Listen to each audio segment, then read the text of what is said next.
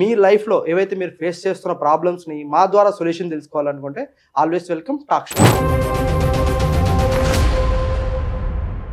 Multi level మార్కెటింగ్లో వాళ్ళకి కూడా మీరు ఎలాంటి సజెషన్స్ అనేవి ఇస్తూ ఉంటారు? నెట్వర్క్ మార్కెటింగ్ బేస్ని కూడా మనం మల్టీ లెవెల్ అంటాం, డైరెక్ట్ సెల్లింగ్ డిస్ట్రిబ్యూషన్ కూడా మల్టీ లెవెల్ అంటాం. దీన్ని ఒక రాంగ్ గైడెన్స్లో తీసుకెళ్లే అవకాశం ఉంది. ఫక్రుద్దీన్ గారు ఏదైతే చెప్పారో ఆయన 10+ ఎక్స్పీరియన్స్ అనుభవంలో అది 100% ట్రూత్ అండి.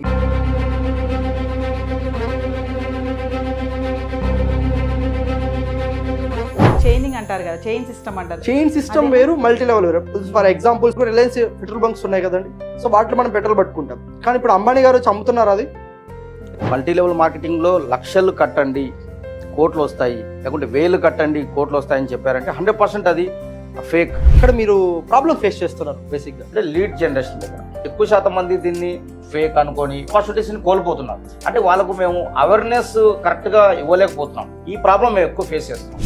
అన్నీ తెలుసు, నాకు మెంటర్తో నాకు పని లేదు అని అనుకోవచ్చా? నేను ఈ 14 ఏళ్ళ అనుభవంలో థౌజండ్స్ ఆఫ్ బిజినెస్ ఓనర్స్ని ట్రైన్ చేశాను, థౌజండ్స్ ఆఫ్ స్టూడెంట్స్ని ట్రైన్ చేశాను. వితౌట్ మెంటర్షిప్ అనేది ఏ బిజినెస్లో అయినా కూడా ఫెయిల్ అవుతారు.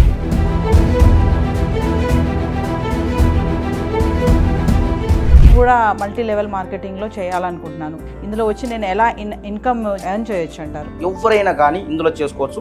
ఫస్ట్ వాళ్ళు ఒక 3 విషయాల గురించి తెలుసుకోవాలి.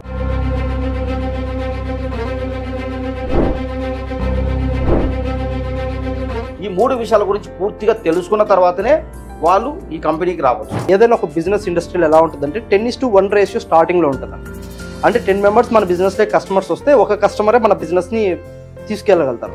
సో ఆ 10:1 రేషియోని మనం ఏం చేయాలంటే 10:6, 7 వరకు తీసుకెళ్ళగలుగుతాం.